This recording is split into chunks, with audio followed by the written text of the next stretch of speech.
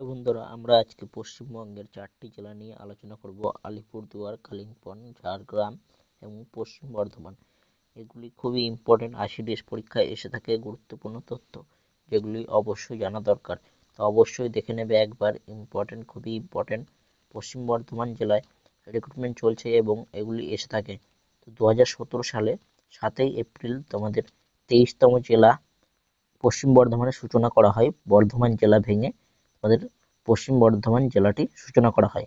পশ্চিম বর্ধমান জেলার মোট আয়তন 1603.17 বর্গ কিলোমিটার মোট আয়তন, এবং জনসংখ্যায় অবস্থান বসবাসকারী 28,82,031 জন মোট এখানে বাসিন্দা রয়েছেন, বসবাস করে থাকেন।